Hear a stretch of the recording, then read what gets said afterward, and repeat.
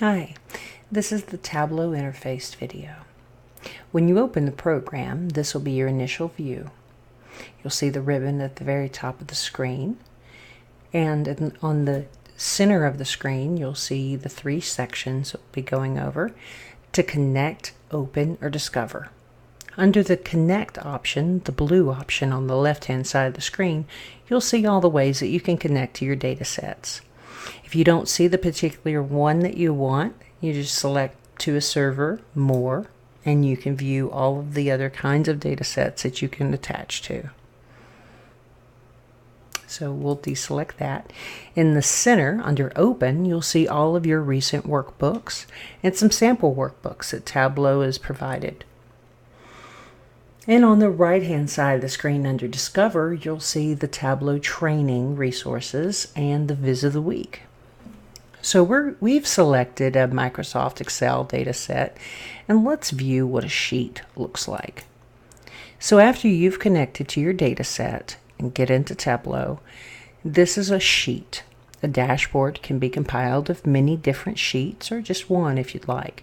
But we're going to go over the actual interface here so that you know what each section of this page does. On the left-hand side, under where it says Data and Analytics, this is called the sidebar. At the top is your data source. Under that are your dimension pane and your measure pane. You can view your data here, or you can search for a particular field, or you can just create calculated fields, do all of your maintenance at this level, or you can right-click anywhere within this sidebar to do that as well. There's also an Analytics tab at the top. Once you've got items on the sheet, like we do here, you'll see what you can do actually is shown. So if we wanted to see totals, we can see totals. At the very bottom, you see where it just threw the grand total out. And you can do reference lines and reference bands, all of that, trending, forecasting, if the data allows for it. To the right of that, you'll see pages, filters, and marks. Pages allows us to kind of separate our data and even animate it to a certain degree. So if I wanted to throw order date, you see I've put date on the pages shelf, and I can just kind of scan through my years. And if I just leave it playing, you can see it just kind of loops through it. It's kind of cool. But that does not work on server. We'll go over that in more detail later. And then there are the filters, which kind of acts like the panes do. You can either let your user select the filter, or you can pre-select that and kind of have it locked down. And then there's the elusive marks card. These are called cards, by the way. So if you select on the marks card, this is where all the magic happens. You can select what kind of worksheet you want to see. If we wanted to change these bars to squares or lines or back to bars, or you can set it to automatic. And Tableau has this great way of picking what it thinks you should automatically show. You have colors. These are called the shelves on the card. So you have a color shelf, a size shelf, labels, details, and tooltip.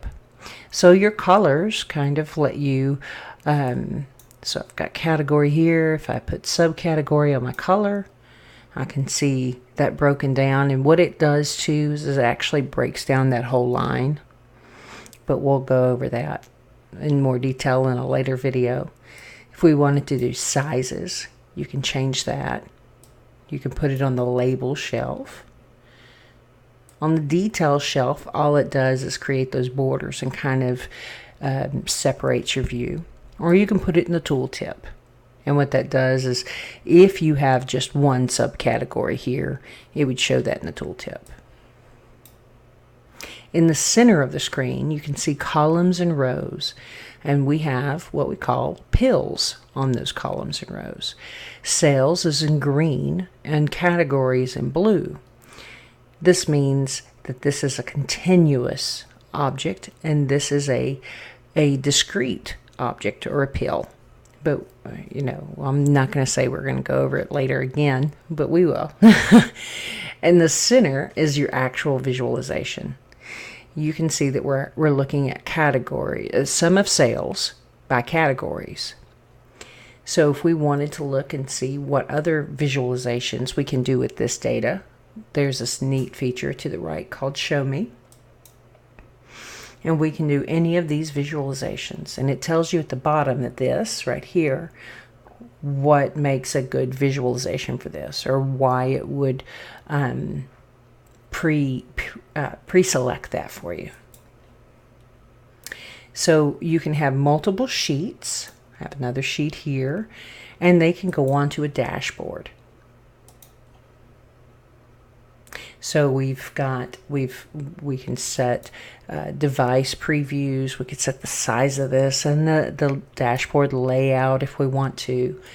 And so this is where all the finite tuning and everything comes into play, and your actions will show. You can have dashboards, and dashboards can add up to a story. So you have sheets, dashboards, and stories. You don't have to use them all. You do have to use sheets to make a dashboard, but you don't have to make a dashboard. You can just have sheets, and you certainly don't have to have stories. Stories are just it's a very nice way to walk your user through something that you've predetermined, or to walk them through your vision. So here we see we've actually used those two dashboards in this story. And you can do the same thing. You've got a little layout and a story objects where you can drag text and everything you need to do. Above all this, you'll actually see our ribbon. We'll go through that now. To hit the little Tableau button at the top will take you back and forth to the data and to that front page. You've got your undo, your redo, save, new data source. You have a resume and pause auto updates. It's a neat feature if you have a large data set and you don't want it to continually update with every iteration that you put on the dashboard. You can create a new worksheet from here. You can duplicate one or delete one. Here it's specific to say too that if you select an object within a dashboard, or if you're on a sheet, now you see that these objects now are not grayed out. But if you're on a dashboard itself and you've selected an object, you can see that it allows you to do things from there. If I wanted to clear the sheet, I can do that from this, and it would actually clear the whole dashboard. I hit undo to go back.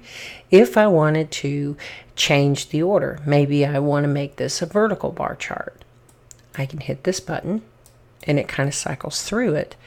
This allows the user to sort the category.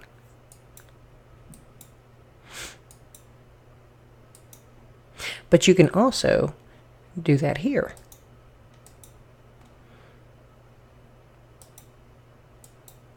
So this does it alphabetically, and this does it numerically. You can highlight things. So if I want to, right now it's already enabled, but if I wanted to highlight things in one place and it would highlight in the other, if it's applicable, I can do that here. So if my sheet 2, if I had categories, maybe on the color shelf, go back and highlight one and it highlights in the other sheet. That's a neat little feature. And if I can also create sets from objects. That's what this little button here does. Or I can put the mark labels in the dashboard.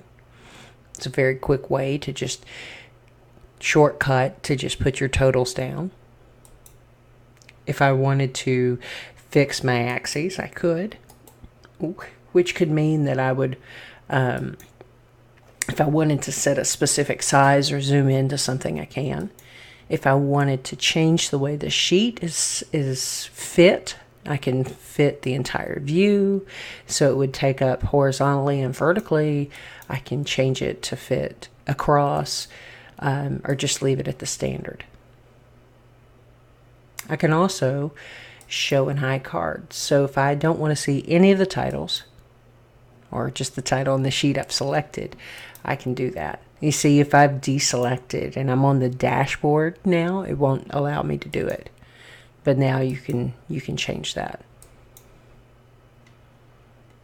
If I want to go into presentation mode, I was going to say presenter, you would select this, and you can actually get a good look at what it would look like once you've published this dashboard. To get out of that, you would hit escape.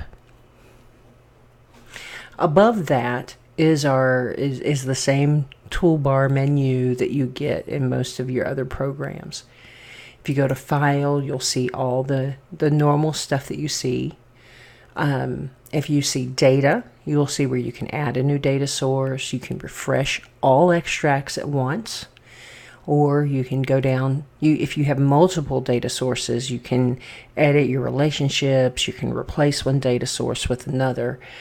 Or you could publish your data source up and do, refresh your data source from here for that part.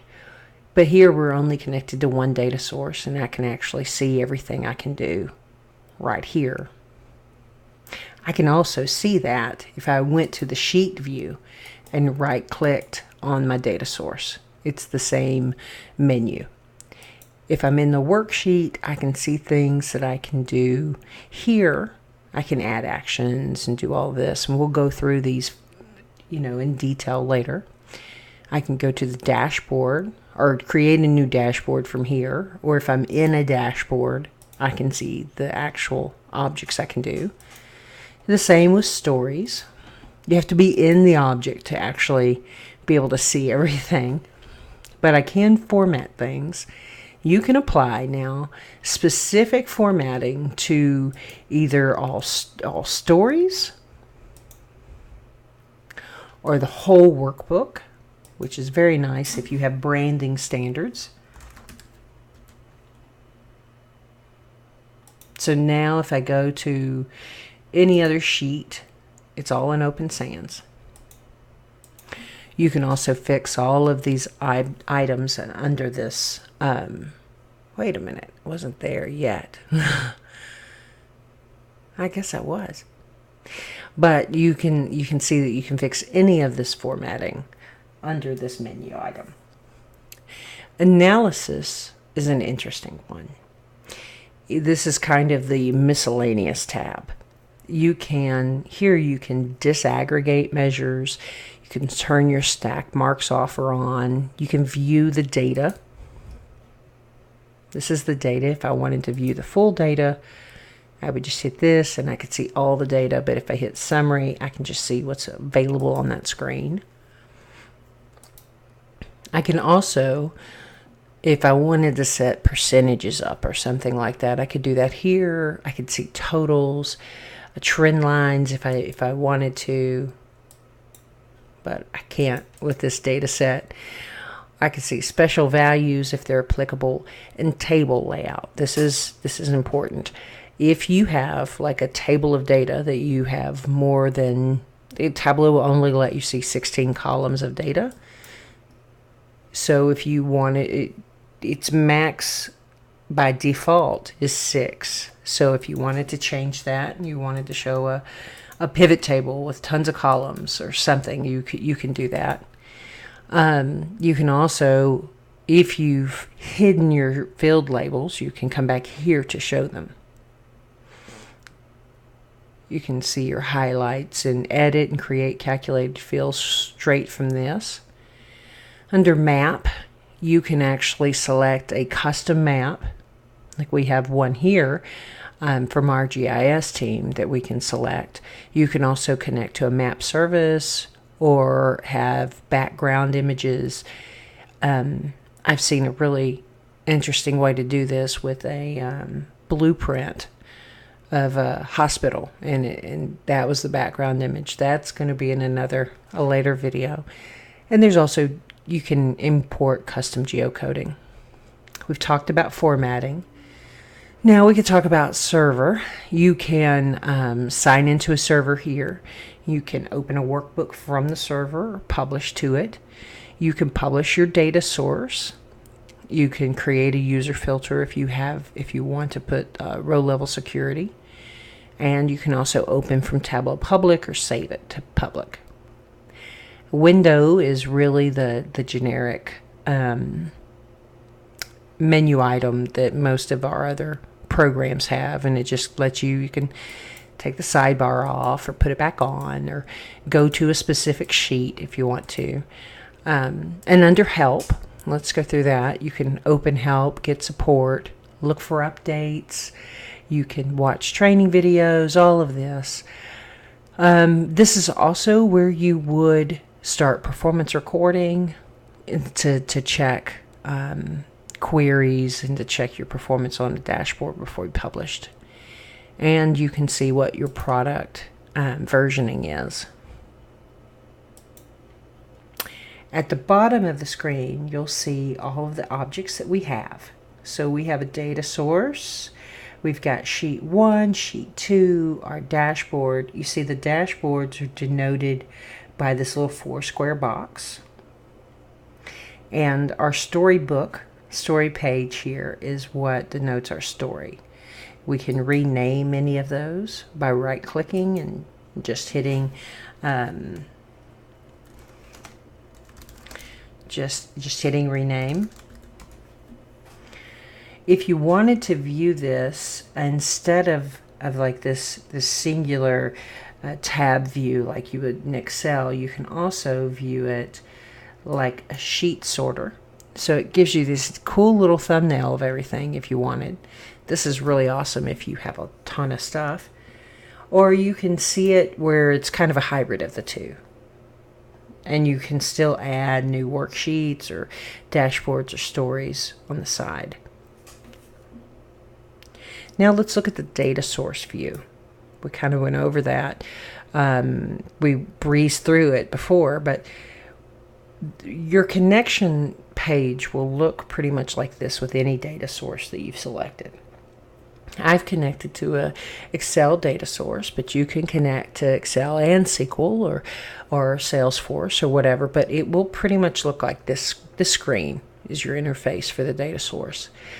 What we've done here is these are the tabs within the Excel spreadsheet, and these are the little named ranges that the workbook had.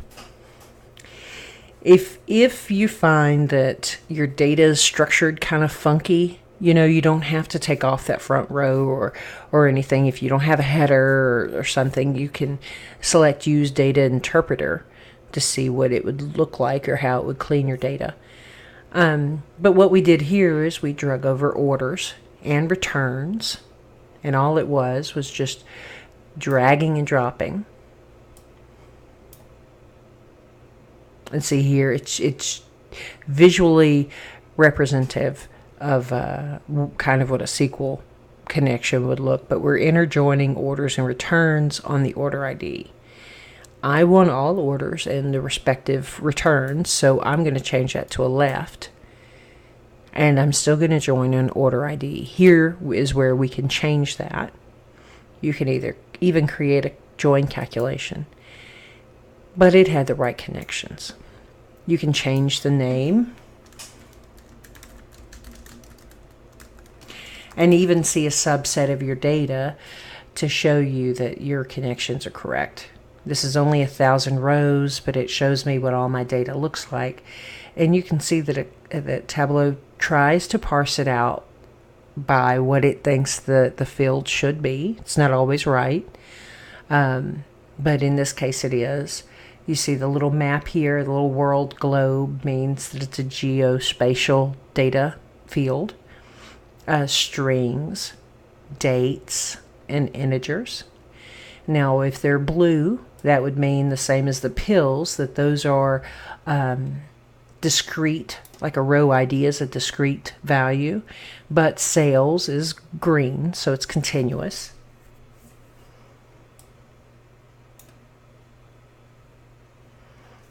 And you can also sort the fields in a different way, or if you select this button, you can actually just see the field names. So it's kind of a neat way to do it if your data sources, if the public visible name is different than the remote name or your SQL Server name.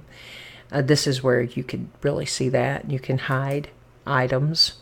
You can alias straight from here.